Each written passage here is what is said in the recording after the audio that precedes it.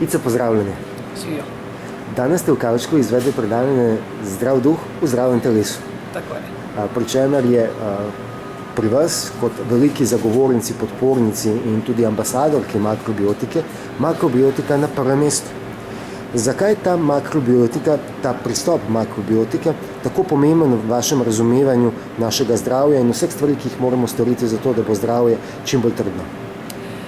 Ja, res je. Makrobiotika je za mene dobesedno lahko rečem zakon. Zakaj? Pred dobrimi 35 leti, ko se mi je zdravje zrušilo, takrat sem jaz imela praktično 21-22 let in v par letih zdravljenja in iskanja ne vem, kako bi odnesla, če ne bi takrat srečala makrobiotike. Torej, makrobiotiko sem dojela, sprejela, začela čutiti, da lahko rečem z dušo in telesom, in sem se začela zavedati, da pomeni preprosto ravnovesje. Ravnovesje ne samo v naravi, ravnovesje med človekom, hrano in med vsemi živimi bitji. Kaj so osnovni principi makrobiotike?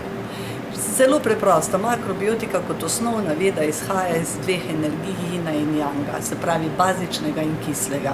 V ta dva razreda, da rečemo tako, je potem razporedila tudi osnovne nosilce vsakodnevne prehrane, kateri v sebi vsebujejo več yang, kozmične, zemeljske, bazične energije, katera hrana v sebi vsebuje več yin, se pravi yin energije, te energiji tudi rečemo bolj lahka energija, nasplošno zemeljske energije, ki pa, če v telesu se potem pretvori, če je višek, v zakisanost, v kislost.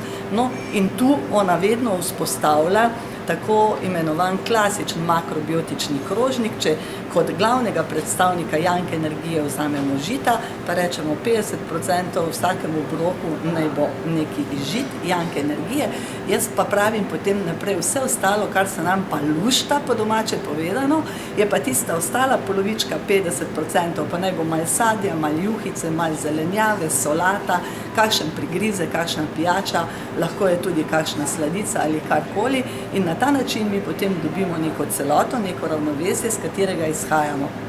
Dokler smo v ravnovesju, ni težav z zdravjem, ni težav z glivico, ni težav z kisanostjo telesa, se pravi, tak dolg jo zelo dobro in kvalitetno furamo v življenju. Kadarkoli to stanje ravnovesja v telesu porušimo, se pojavi neka težava.